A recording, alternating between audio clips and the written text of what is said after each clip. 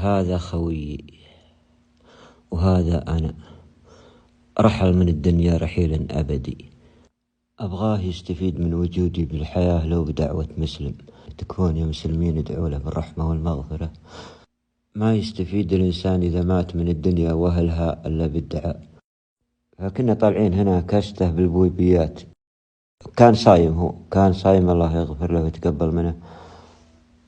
وهذا حنا نصلح الخبز الجمري وننتظر الشمس تغيب عشان يفطر. تمام. توفى بحادث سيارة بعد هذا المقطع ب18 سنة، عام 2012. أو هذا حال الدنيا والموت سنة الحياة وكلنا راحلون. قطعنا الحبحب هنا وجهزنا الفطور. أما هذا خوي الأمير والشاعر السامر عبد العزيز بن سعود بن محمد، والنعم فيه وبقصيده. اللي باليمين هذاك، اللي باليمين وهذا أنا. وموقعنا بالبويبيات.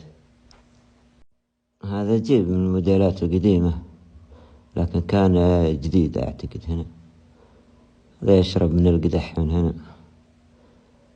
ما غابت الشمس لكن الصايم باقي، يعني ما افطر، باقي شوي ويفطر، الله يسكنه الجنة. يعني جلست أنا وياه فترة طويلة، يعني بعد المقطع هذا نروح كشتات ونروح مشاوير، والله إني كرهت المكاشيت بعده، الله يسكنه الجنة. سرقنا من السامر خويه، وهذا هو يصلح لنا الجمري هنا، وهو صقار محترف، وأبوه بعد كذلك. لا حرمكم الله الأجر والثواب، أرجوكم تدعون لهذا الإنسان بالرحمة والمغفرة.